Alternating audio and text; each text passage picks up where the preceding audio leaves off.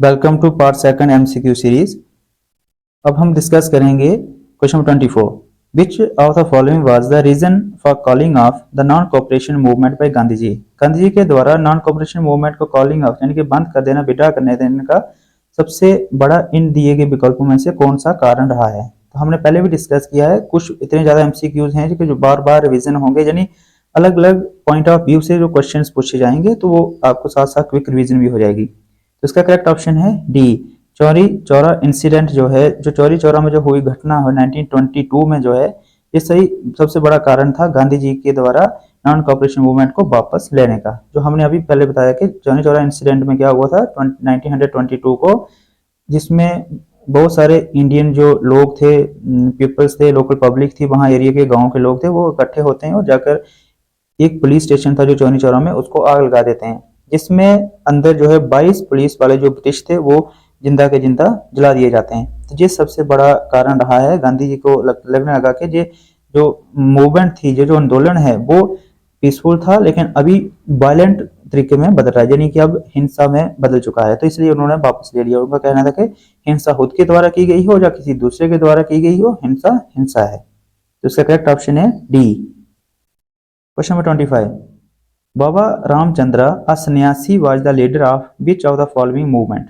बाबा रामचंद्र जो है वो सन्यासी थे और एक बहुत ही महान लीडर थे। इनमें से किस प्रकार के जो आंदोलन उन्होंने चलाए थे। इसका करेक्ट ऑप्शन है सी, पीजेंट। बाबा रामचंद्र जो है वो पीजेंट मूवमेंट के लिए बहुत ज़्यादा प्रसिद्ध है। जो पीजेंट मूवमेंट ऑफ अवध जो चलाई गई थी वो बाबा रामचंद्र जी के द्वारा ही चलाई गई थी, इसलिए उनका बहुत बड़ा योगदान रहा है अवध के फ्रीडम फाइटर्स में। Question number 26। Who set up the Awadh Kisan सभा। अवध किसान सभा जो है ये किसके द्वारा स्थापित की गई। इसका करेक्ट ऑप्शन है बी, जवाहरलाल नेहरू।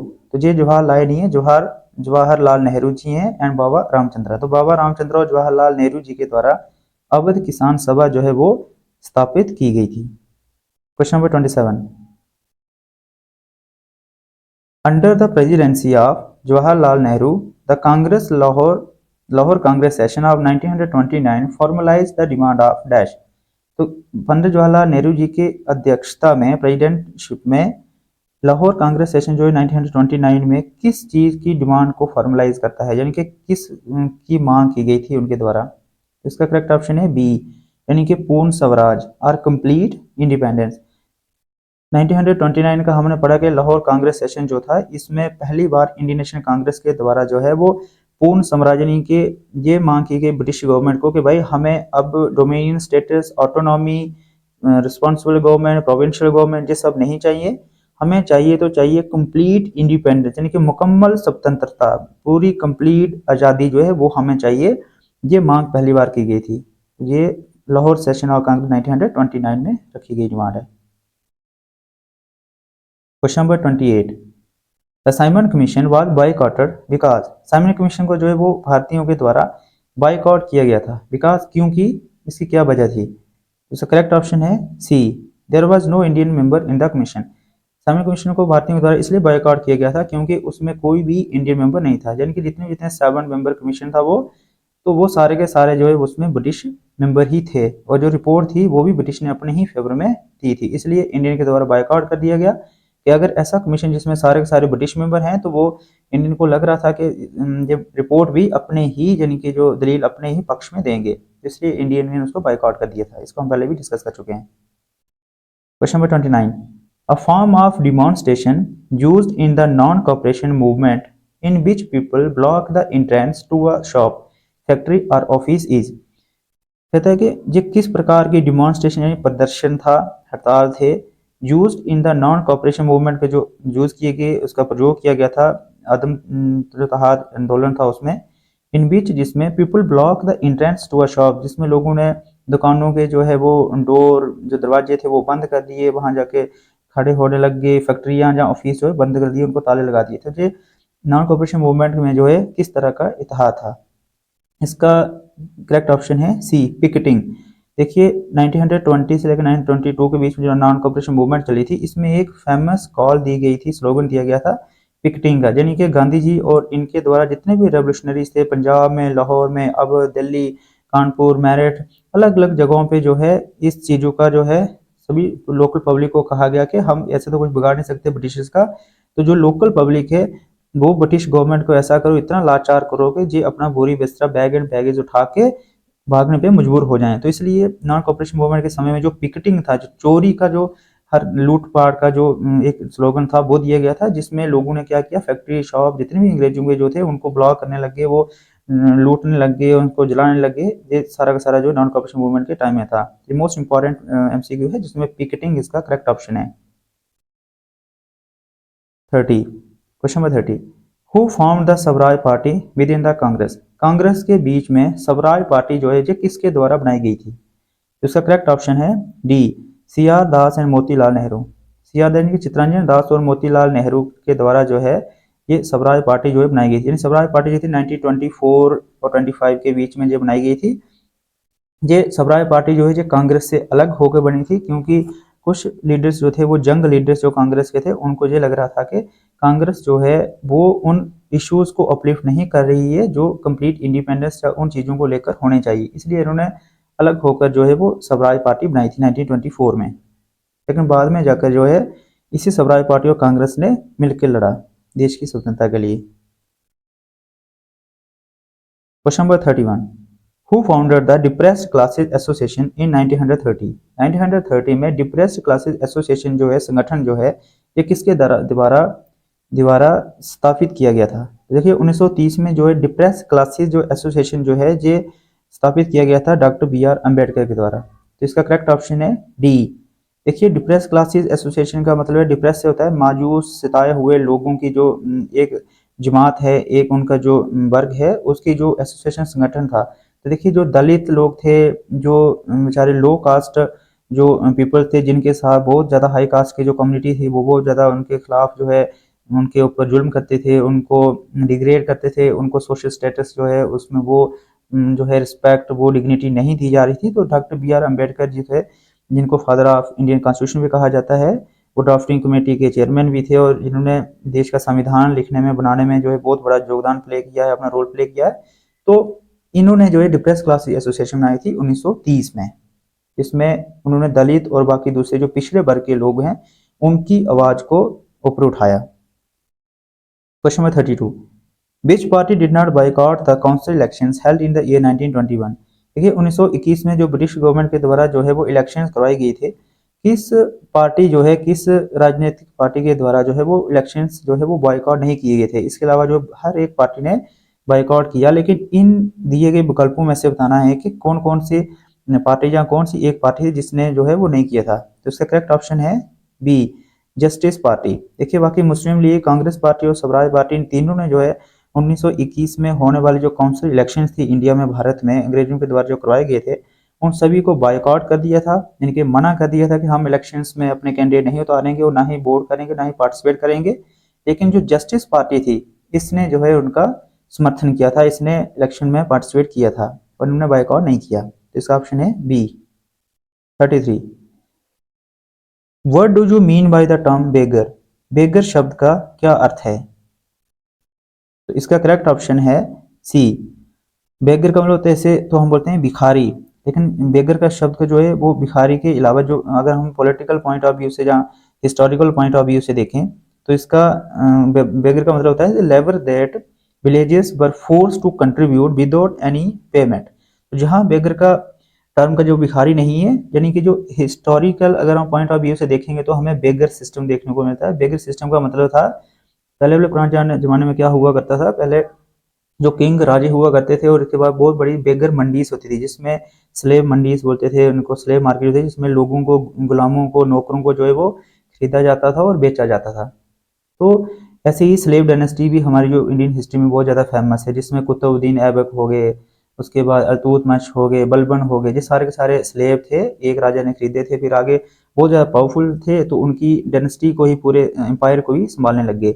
तो बेगर शब्द का मतलब होता है कि जो लेबर्स, जो बेचारे मजदूर वगैरह वगैरह जब विलेजेस गाँव से उनको फोर्सफुली जो है वो प्रताड़ित किया जाता था, बहुत ज़्यादा मजबूर किया जाता था और बगैर पेमेंट, बगैर उनको दिहाड़ी, बगैर उनको खर्चा पैसे दिए, उनकी मजदूरी दिए, उनसे बहुत ज़्यादा काम करवाया जाता था। उसको बोलते हैं बेगर, यानी कि एक्सप्लॉयटेशन करना, किसी की मजबूरी का बहुत ज़्यादा फ़ायदा उठाकर उससे नाजायज़ अलग-अलग तरह से काम करवाना।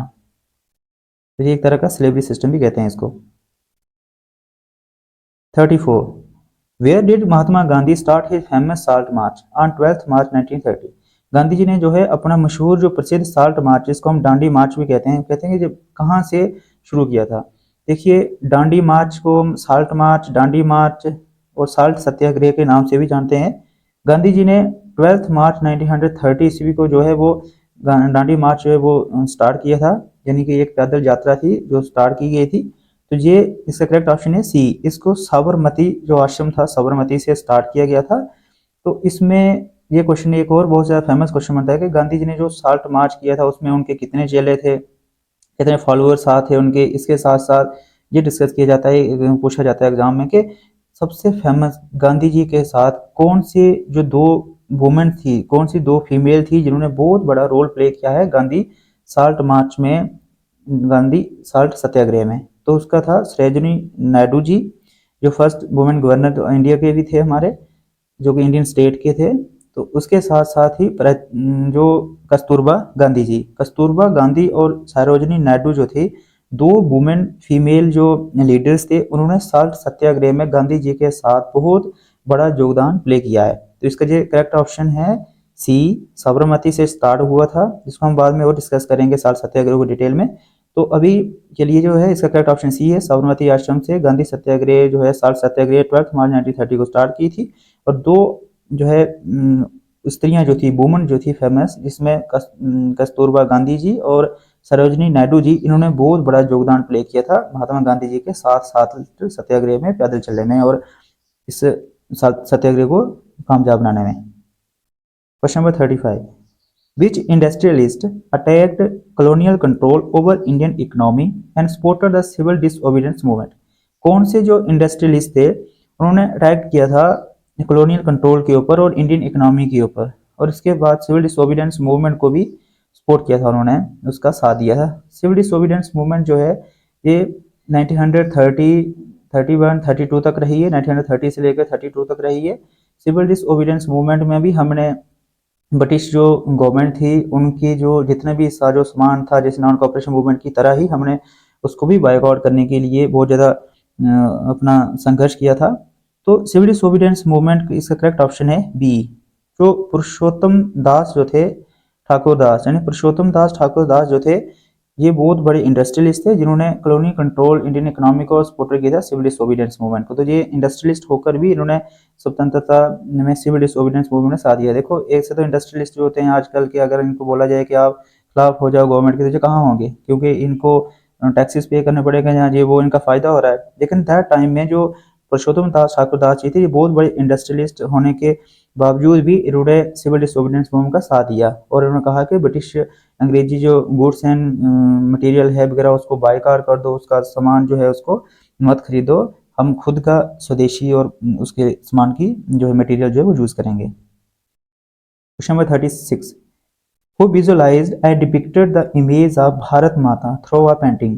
देखिए, जो भारत माता की जो पेंटिंग हमें मिलती है देखने को, ये वो किसके द्वारा डिपिक्टेड की गई है और किसने वो इनग्रेव की है, यानी कि वो पेंटिंग किसके द्वारा पेंट की गई है, बनाई गई है। इसका करेक्ट ऑप्शन है डी, अविनिंद्रनाथ टैगोर। अविनिंद्रनाथ टैगोर जी के द्वारा जो है वो भारत माता की जो पेंटिंग है, जो विजुअल्स है, वो डिपिक्टेड किए गए हैं। Question number 37. Gandhi ji march from Sabarmati to Dandi is called. Gandhi ji को जो मार्च की जो पैदल यात्रा थी, जो उन्होंने डांडी से लेकर साबरमती से लेकर डांडी तक की थी, तो इसको क्या कहते हैं हम? तो इसका करेक्ट ऑप्शन है साल्ट मार्च, या फिर हम इसे साल्ट सत्याग्रह भी कहते हैं।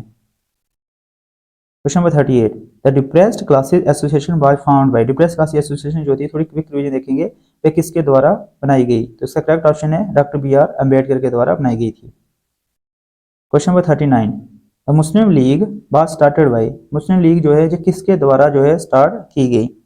इसका करेक्ट ऑप्शन है मोहम्मद अली जिन्ना। मोहम्मद अली जिन्ना के जो है मुस्लिम लीग जो है एक पार्टी थी जो कि स्टार्ट की गई थी और बनाई गई थी। Question number 40. The Statutory Commission that arrived in India in 1928 by led by, जो Statutory Commission जो है वो भारत में जो पहुंचा था 1928 में, तो इसको किसके द्वारा जो है लेड किया गया, चलाया गया था? तो इसका करेक्ट ऑप्शन है जॉन साइमन। यानी सर जॉन साइमन के द्वारा जो है वो चलाया गया था, यानी कि स्टैट्यूटरी कमीशन को ही हम साइमन कमीशन भी कहते हैं। Question number 41. The Swaraj party was set up by dash and dash. Swaraj party जो है हमने आप पहले डिस्कस किया कि 1924 से 25 में जो स्वराज पार्टी बनाई गई थी, कहते हैं ये किसके द्वारा बनाई गई थी? इसमें दो व्यक्ति थे, तो इसका करेक्ट ऑप्शन है Motilal Nehru and C R Das. C R यानी Chittaranjan Das. Question number 42. The Indian tricolour was first design at the time of dash. जो भारत का जो पहला बार जो है हमारा जो राष्ट्रीय झंडा जो है तिरंगा जो है किसके द्वारा और कब डिजाइन किया गया था? इसका करेक्ट ऑप्शन है स्वदेशी मूवमेंट के द्वारा। यानी कि जो स्वदेशी और बायकॉट जब मूवमेंट चल रही थी, आंदोलन चल रहे थे, तो उस टाइम पे पहली बार जो इंडियन जो ट्राई कलर जो है भारतीय जो हमारा झंडा है तिरंगा, तीन रंग में वो रंगा गया था। Question number 43.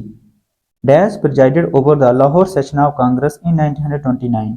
1929 के जो लाहौर सेशन ऑफ कांग्रेस जो हुआ है उसमें उनके सेशन के प्रेसिडेंट कौन थे कांग्रेस के? तो इसका करेक्ट ऑप्शन है जवाहरलाल नेहरू। जवाहरलाल नेहरू जी जो हैं लाहौर सेशन ऑफ कांग्रेस 1929 के सेशन के प्रेसिडेंट थे। Question number 44. During the First World War the Indian industrialist suffered huge loss. True false? जो फर्स्ट वर्ल्ड वॉर जो है 1914 से लेकर 1918 तक हुई है, ये वर्ल्ड की मोस्ट पावरफुल कंट्रीज के बीच में हुई है, तो इसमें एलाइड और एक्सिस पावर के बीच में। तो अगर हम बात करें तो इंडियन जो इंडस्ट्रियलिस्ट थे वो सफ़र हुए हैं, बहुत ज़्यादा ह्यूज लॉस, बहुत ज़्यादा नुकसान हुआ है। क्या ये ट्रू है या फॉल्स? तो ये है फॉल्स, क्योंकि इंडिया जो है वो वर्ल्ड वॉर का पार्ट हिस्सा था ही नहीं। ये और बात है कि हमने ब्रिटिश की तरफ से बाद में सपोर्ट जरूर किया, लेकिन इंडियन इंडस्ट्रियलिस्ट को जो है उस वजह से फर्स्ट वर्ल्ड वॉर में कोई लॉस, कोई किसी भी प्रकार की हानि नहीं हुई, तो इसका false. Question number 45. Gandhi ji idea which emphasized truth and violence is referred as swaraj. True false? तो इसका false. Khilafat movement was led by Ali brothers. True false? Correct option है true. Question number 47. Baba Ramchandra and Jawaharlal Nehru headed Awadh Kisan Sabha. True false? तो इसका true है। The term begar means homeless labour. True false? तो इसका option correct option है false, क्योंकि बेगर का मतलब होमलेस लेबर नहीं होता, बल्कि वो लेबर होता है जिसको फोर्सफुली काम करवाया जाता है without payment. Question number 49. Alluri Sitarama Raju could perform miracles. True false? तो इसका करेक्ट ऑप्शन है ट्रू। कहा जाता है कि अलूरी सीतारामा राजू जो थे वो चमत्कार करते थे, इसलिए इनको जो है हीरो ऑफ द फॉरेस्ट यानी जंगल का हीरो भी कहा जाता था, hero of the forest. Question number 50. The 4-volume collection of Tamil folk tales, The Folklore of Southern India, was published by Natisa Sastry. True false? ये है ट्रू। इसका correct option है ट्रू। 4 जो वॉल्यूम जो कलेक्शन थी तमिल फोक tales की, वो folklore south India में पब्लिश की गई थी नतीसा शास्त्री के द्वारा। इसका करेक्ट ऑप्शन है। Question number 55. In which Indian National Congress session the idea of Khilafat non cooperation movement was accepted.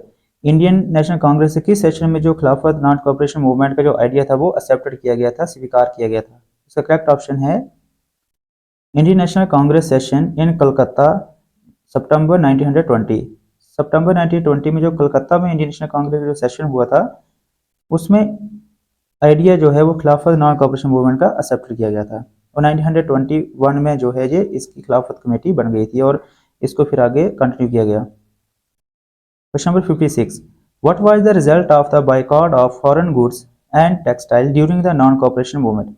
Non cooperation आंदोलन के समय में बायकॉट जो किया गया था जो फॉरेन गुड्स को, हमने कहा कि हम विदेशी जितना भी सामान जो है ब्रिटिश गवर्नमेंट के द्वारा किया गया बाहर से जो हमारे देश में जो है आ रहा है सामान, उसका हम प्रयोग यूज नहीं करेंगे, हम इसको बायकॉट करेंगे। तो उसका क्या नतीजा निकला, यानी कि कैसे प्रभाव पड़े भारत पे या फिर लोगों पे, या उसका नतीजा क्या निकला? यानी कि जो बायकॉट किया हमने फॉरेन गुड्स और textile cooperation non cooperation movement के समय, तो इसका क्या रिजल्ट निकला, नतीजा क्या हुआ, इसके क्या परिणाम हुए। तो इसका करेक्ट ऑप्शन है production of Indian textile mills increase. देखिए जब हमने बाहर का जो फॉरेन गुड्स था उसको सामान को यूज करना ही बंद कर दिया, तो इससे ये तो जेन्युइन सी बात है कि हमारे खुद का जो इंडियन टेक्सटाइल जो मिल्स थी उसकी जो प्रोडक्शन थी वो इंक्रीज हो गई थी, यानी खादी सिस्टम और जो दूसरे वाले हमारे जो देसी टेक्सटाइल जो चीजें थी वो उनका ज्यादा प्रचलन हो गया, फिर से ज्यादा वो मार्केट में आने लगी और लोग यूज करने लग गए और उसकी डिमांड मार्केट में पहले की तरह बढ़ गई। Question number 57, what was the outcome of Congress session at Nagpur in 1920। 1920 में जो है आउटकम क्या रहा, यानी कांग्रेस सेशन जो नागपुर में हुआ था 1920 में, उसका क्या नतीजे रहे, उसका क्या रिजल्ट निकला, क्या उससे कुछ उपलब्धि हुई या नहीं। तो करेक्ट ऑप्शन है द एडॉप्शन और non cooperation programme was the outcome of Congress session है नागपुर 1920। 1920 में जो कांग्रेस सेशन हुआ था नागपुर में, तो इसमें इस कमेटी का, इस सेशन का, इस जो मजलिस जो बैठी थी वहाँ, इसका एक ही नतीजा निकला कि इसके बाद जो नॉन कॉपरेशन मूवमेंट जो है वो चलाएंगे, उसका प्रोग्राम को फ्रेम करेंगे, उसकी डिसीजन जो है वो फाइनलाइज हो गए थे और फिर नॉन कॉपरेशन मूवमेंट को स्टार्ट किया गया था इंडिया में 1920 से 22 तक। बाबा रामचंद्र जी कौन थे, इसका करेक्ट ऑप्शन है एक सन्यासी लीडर थे और इसके साथ साथ वो इंडियन लेबर भी थे इन फिजी और he led the peasants movement in Awadh, और जो अवध पीजेंट मूवमेंट उसके लिए बहुत ज्यादा वो फेमस हैं।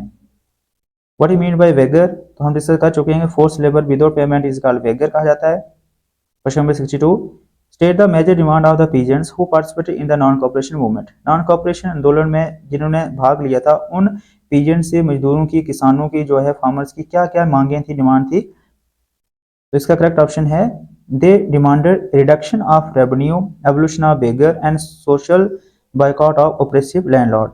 जितने भी पीजेंट जो थे नॉन कॉपरेशन आंदोलन में साथ दे रहे थे उन सभी का एक ही मांग थी, उन सभी की डिमांड जो थी वो थी, सबसे पहले तो जो है रेवेन्यू, जो टैक्सेस जो थे ब्रिटिश के द्वारा जो बहुत ज़्यादा लिए जा रहे थे, हाई टैक्सेस थे, उसको रिड्यूस किया जाए।